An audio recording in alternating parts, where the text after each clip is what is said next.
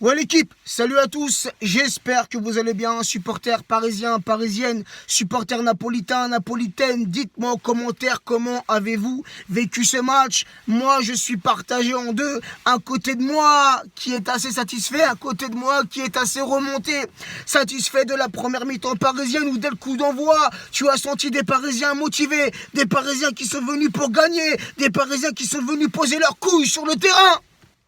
Ça les gars, ça faisait longtemps qu'on n'avait pas vu nos joueurs jouer comme ça. Je parle de la première mi-temps. Des Parisiens impliqués, concentrés, qui ont mis de l'intensité, qui ont mis de la grinta, qui allaient sur le porteur du ballon. Ça me faisait plaisir, ça m'a fait plaisir. Je me suis dit ce match, les gars, il est pour nous. Je le sentais bien. Des Parisiens qui dominaient les Napolitains. Dans tous les compartiments du jeu, il y avait de la fluidité côté parisien. Des joueurs qui arrivaient à construire, à se trouver sur le terrain.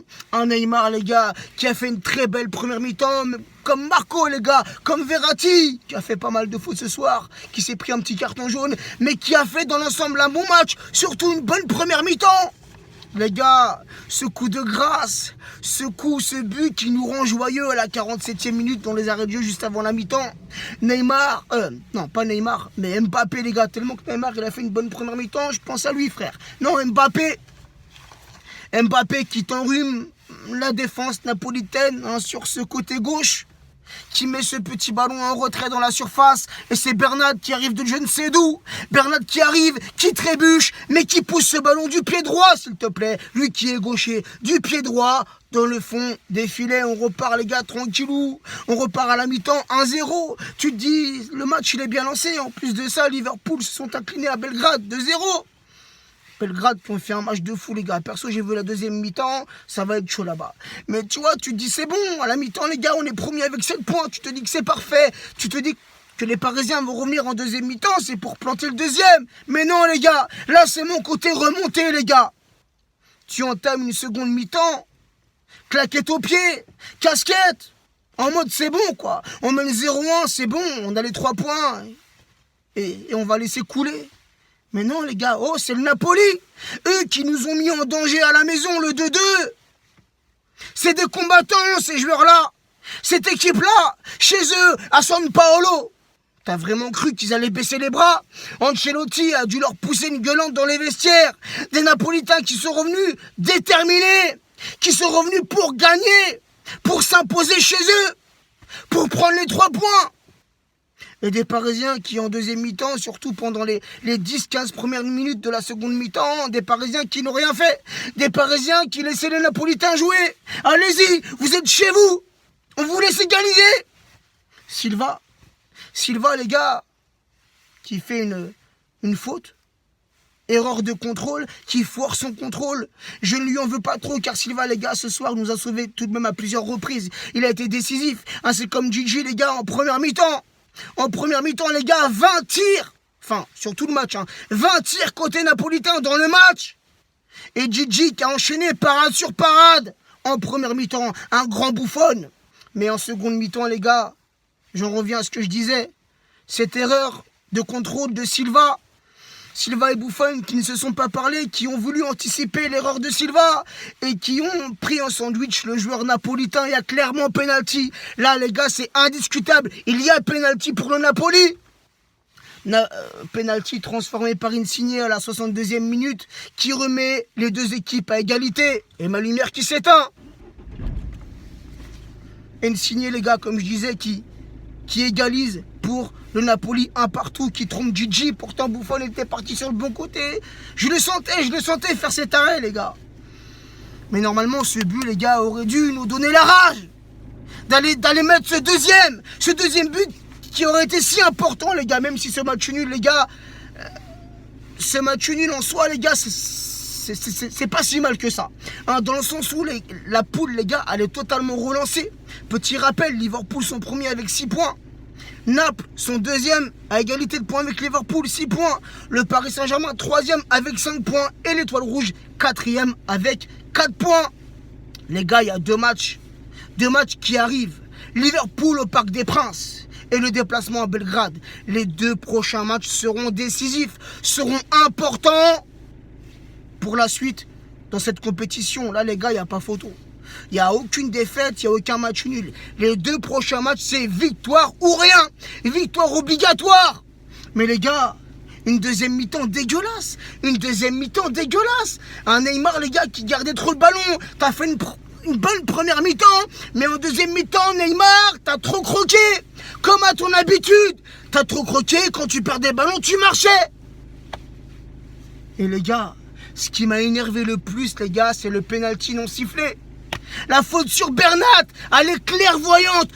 L'arbitre, les gars, il est à côté. Encore, il aura été à je ne sais combien de mètres de l'action, ok?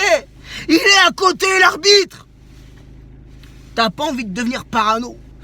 Mais lors de la remontada, il y avait un penalty en faveur des Parisiens non sifflé. L'an passé, au Parc, ou au Bernabéu, contre le Real en 8e de finale, il y avait normalement un penalty pour les Parisiens non sifflé. Ce soir, un penalty non sifflé. Au bout d'un moment, tu te poses une question, c'est quoi le délire? Y a-t-il une règle à l'UEFA, une règle anti-parisienne?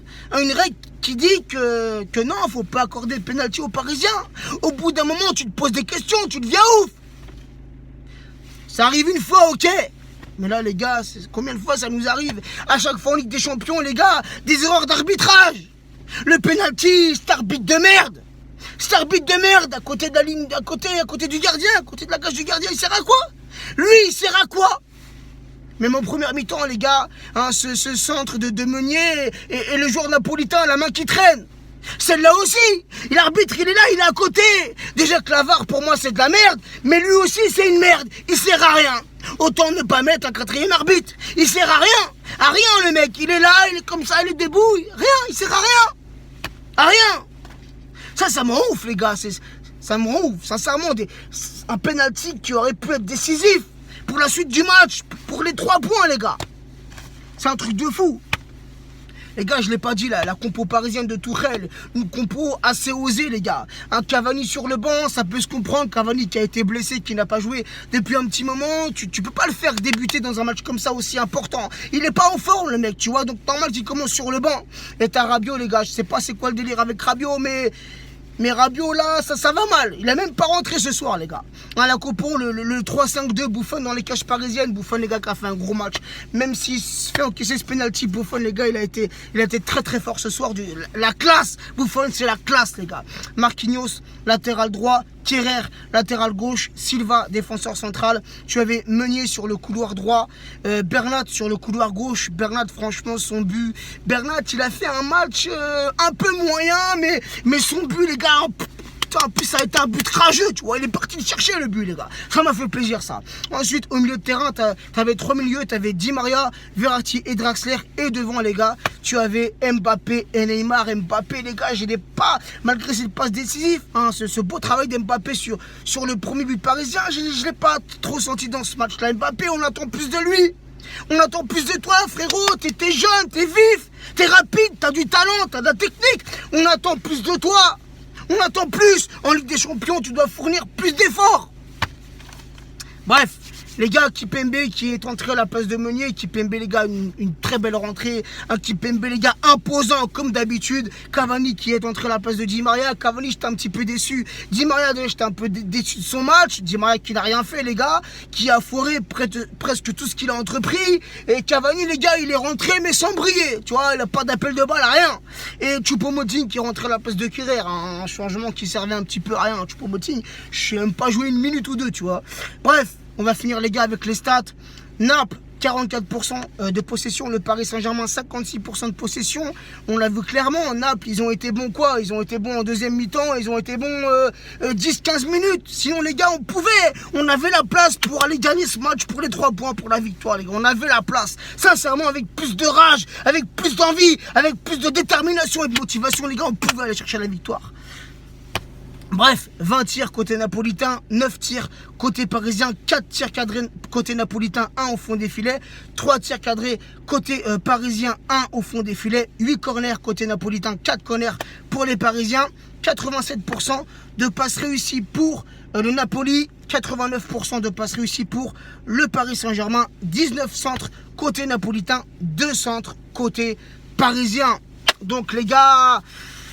résultat satisfaisant dans un sens et résultat un peu décevant dans un autre sens. Tu vois ce que je veux dire? On avait la possibilité de prendre la première place et de faire fermer la gueule à toutes ces grandes bouches, à tous ces journaux, à tous ces anti-parisiens qui n'attendaient qu'une chose, notre défaite ce soir. Mais non les gars, on ne s'est pas incliné, on a tout de même fait un match nul et on reste dans la course pour la qualification pour ces huitièmes de finale de Ligue des Champions. Voilà l'équipe. C'est inenvisageable. Être relégué, finir 3e en Europa League avec l'effectif qu'on a, avec les joueurs qu'on a, avec l'équipe qu'on a, les gars, ce n'est pas envisageable. Faut se reprendre, faut que les joueurs se reprennent, faut que les joueurs, pour les 2 prochains matchs, faut jouer comme on l'a fait en première mi-temps, avec la même intensité, la même volonté, la même envie, la même motivation, mais pendant 90 minutes. Là, les 2 prochains matchs, les gars, c'est extrêmement important, c'est urgent, c'est la victoire, les 3 points, les 6 points, pardon, ou c'est l'Europa League. Bref l'équipe, sur ce, bonne soirée à tous et à très vite. Ciao l'équipe.